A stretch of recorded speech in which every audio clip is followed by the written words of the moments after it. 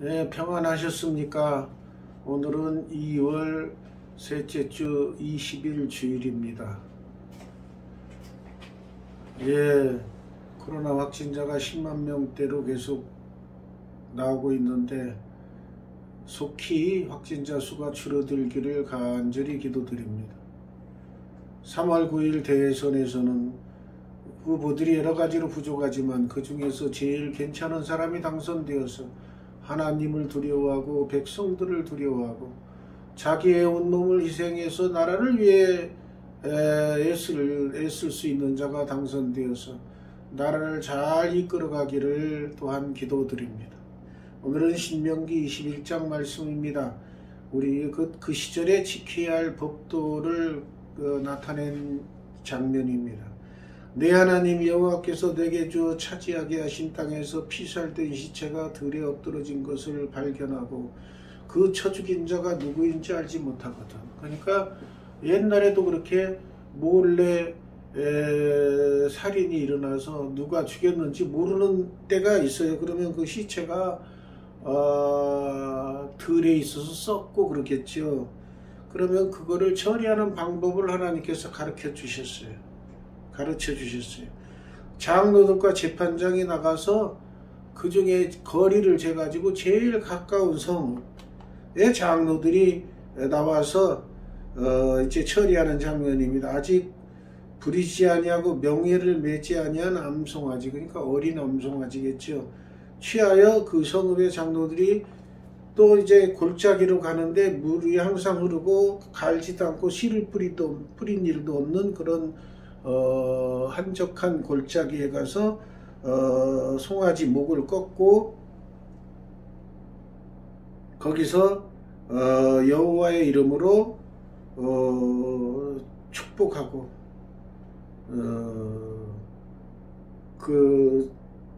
그들은 하나님께서 택하사 자기를 섬기게 하시며 여호와 이름으로 축복하게 하신 자라. 그러니까 그 제사장들이 얘기죠. 제사장들이 가서 그 장례를 잘 치르라 그런 얘기예요. 그래서 우리가 피 흘린 건 아니지만은 그래도 어떻게 죽었는지 모르지만 시체가 있으면 장사 지내라는 거를 가르쳐 주신 거예요. 그래서 이제 누가 죽였는지는 모르지만 제사장은 여호와여 주께서 속량하신 주의 백성 이스라엘을 사하시고 무죄한 피를 주의 백성 이스라엘 중에 머물러 두지 마옵소서 하면 그 피 흘린 죄가 사함을 받는다. 그러니까 누군지 모르지만은 용서해 주는 기도를 제사장이 드리는 거예요. 왜 그러냐면 이스라엘 백성 중에서 누가 죽였겠지요. 그러니까 모르니까.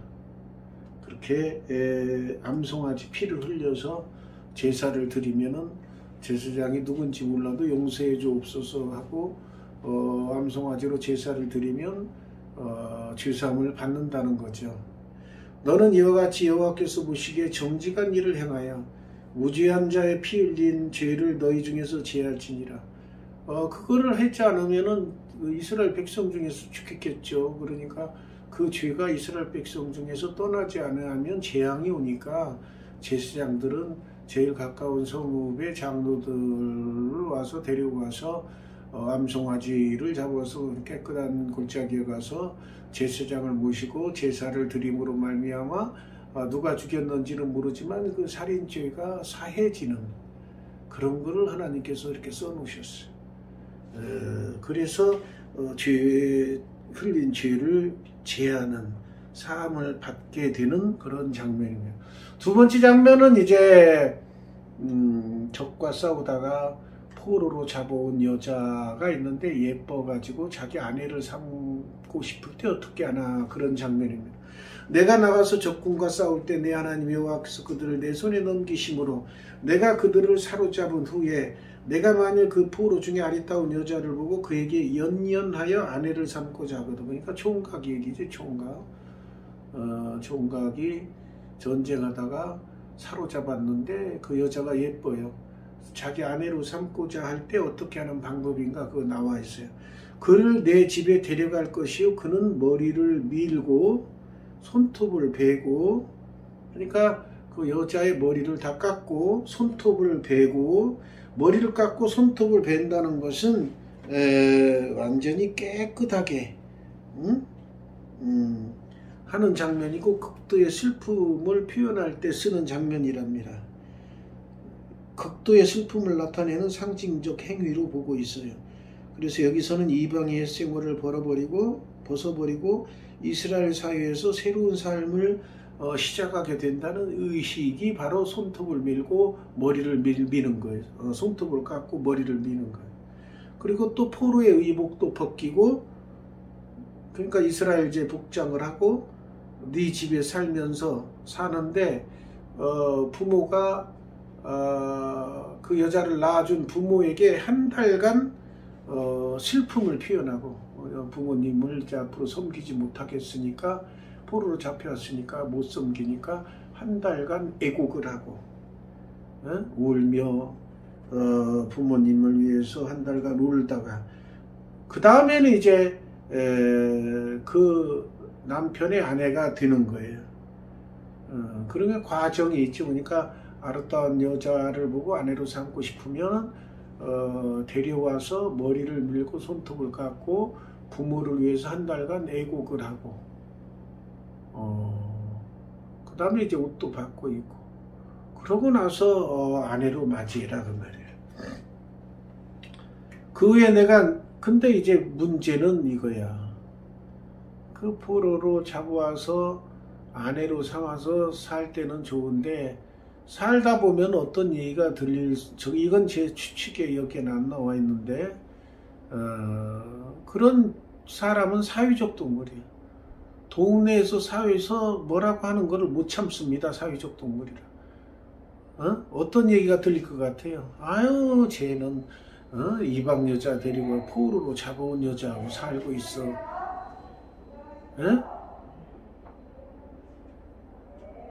그래서 그게 이제 구설수에 올라요. 여자들도 입이 또 그냥 둡니까? 아유, 저 집은 저 여자 있잖아, 얼굴은 이쁜데 그 이방에서 포로로 잡혀온 여자야.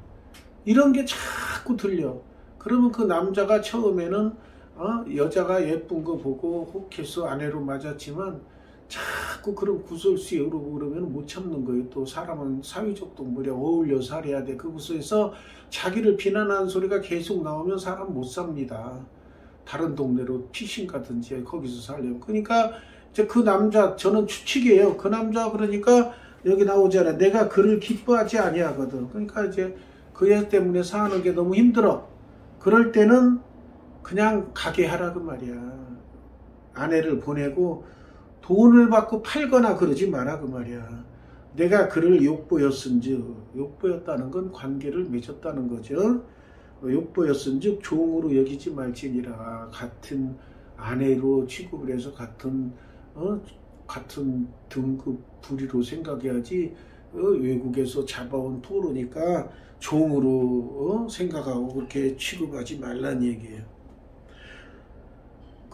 그런 얘기. 그러니까 포로로 잡아와서 산다는 것이 결코 쉬운 건 아니에요. 그렇지만 꼭 살려면 이런 과정을 거치는데, 살다 보면은 말이 나와요. 그러니까 결혼할 때도, 자녀들이 결혼할 때도 이런 걸 생각하면은, 영적으로 보면은 이방 여인이라는 거는 이방 여인, 여기는 이제 남자 위주로 기술했으니까 이방 남자와 여자, 딸이면 남자, 아들이면 여자를 들여올 때 이방에 속하는 남자 여자는 바로 예수 안 믿는 자들이죠, 영적으로. 그러니까 그런 자들을 데려와서 사는 게 쉬운 게 아니라는 거예요. 신앙생활 안 하던 사람이 신앙생활 참 잘할 수도 있지만은, 신앙생활 안 했던 사람이 갑자기 신앙생활하면 적응도 못하고 다툼이 일어나고 분란이 일어나기 쉽습니다. 그러니까 처음부터 아예 믿는 자는 믿는 사람하고 결혼하는 것이 좋습니다. 다음에는 이제 그 아내를 둘 두었을 때,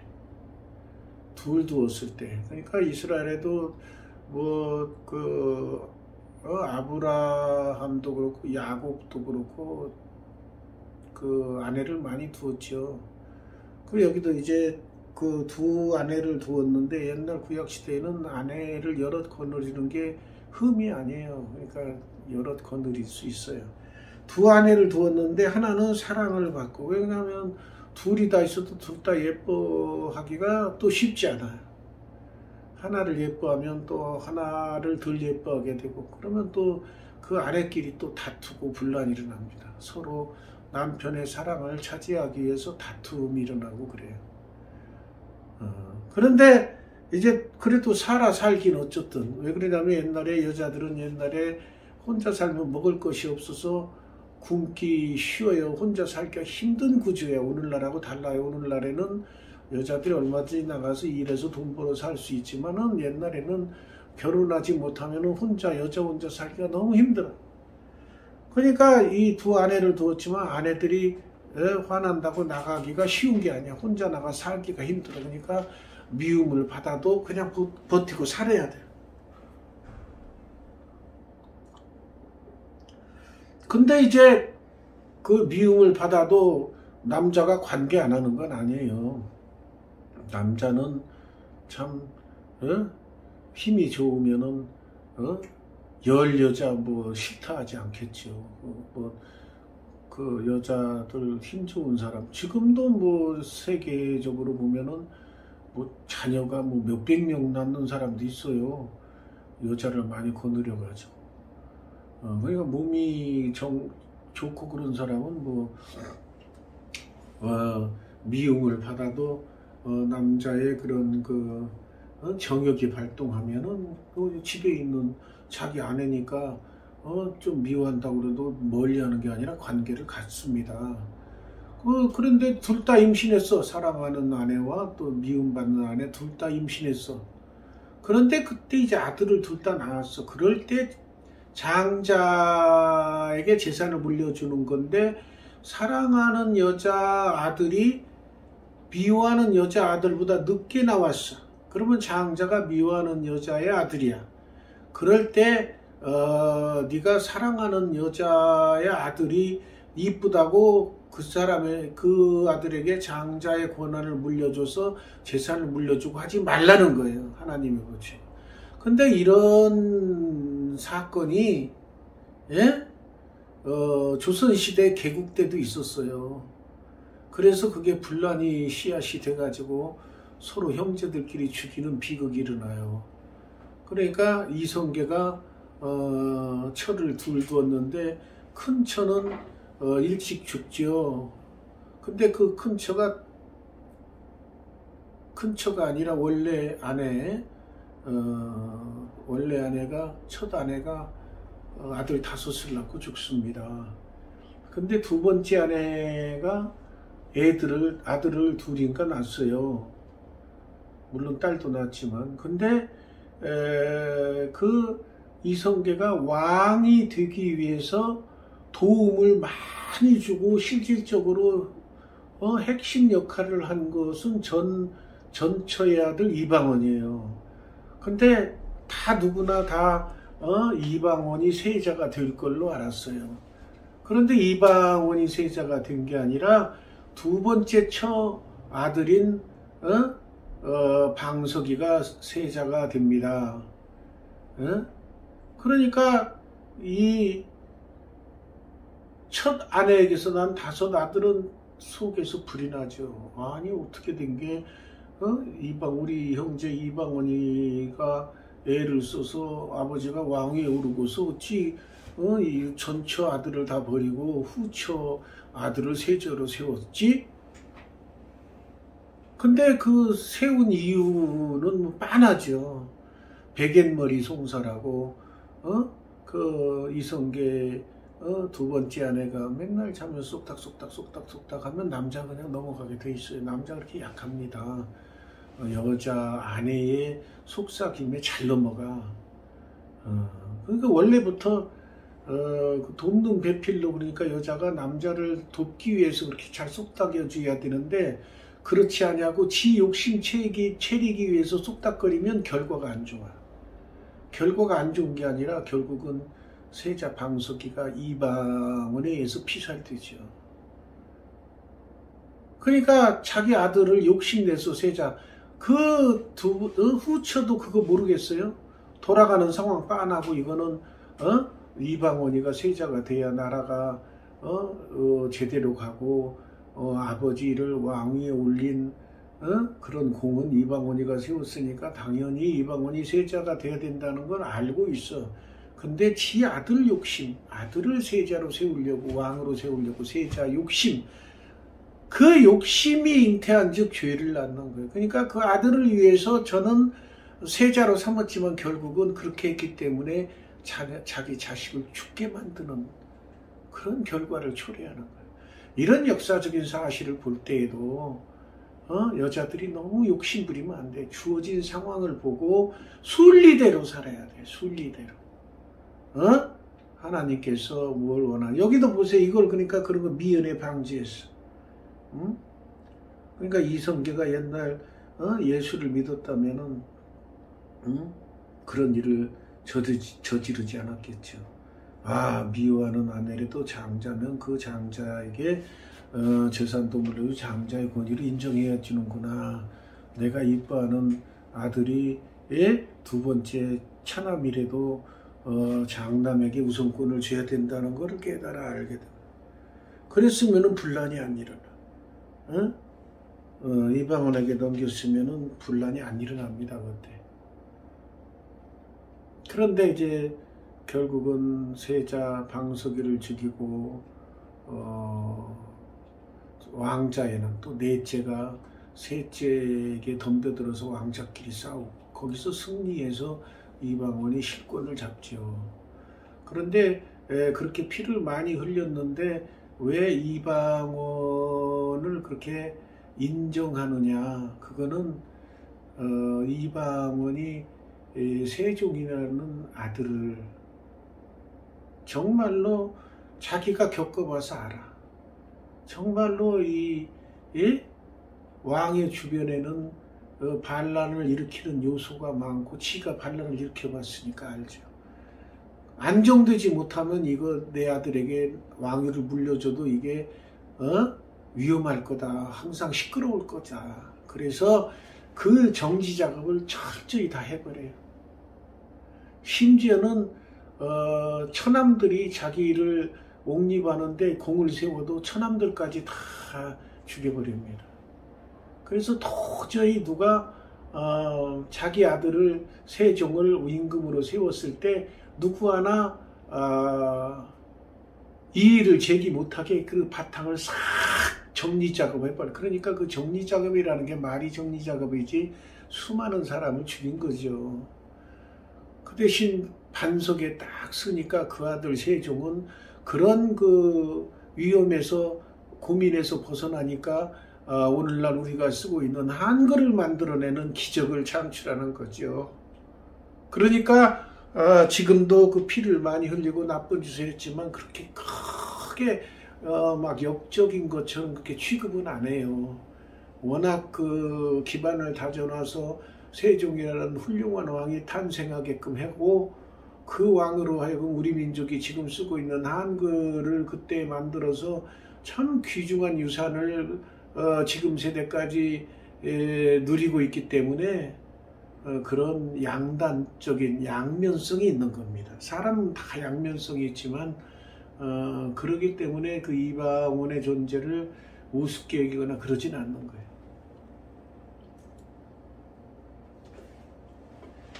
그래서 여기 이거 나온 거예요.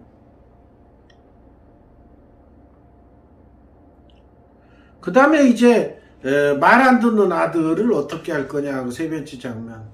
사람에게 완악하고 패역한 아들이 있어 그의 아버지의 말이나 어머니의 말을 순종하지 아니하고 부모가 징계, 때리는 거죠. 징계해도 벌 주거나 때려도 순종하지 아니하거든 성문에 이르러서 성읍 장로들에게 말하기 이 자식은 말도 안 듣고 완악하고 패역하여 우리 말을 듣지 않고 방탕하며 술에 잠긴 자입니다. 그러면 성읍의 모든 사람들이 몰려들어가지고 돌로 쳐 죽여라. 그렇게 하면은 워낙 참 망나니같이 행동하니까 부모가 자식을 그렇게 성읍에 가서 고발하겠죠. 고발하는데 기분이 좋겠어요? 장로들에게 고발하는데 참 마음은 안 좋아도 일단 그렇게 한번 그런 쳐 죽이는 일을 당하면 다른 아들은 어떻게 해요? 일벌백계라고 그래서 부모님 말씀 잘 듣고 순종하게 되는 거예요.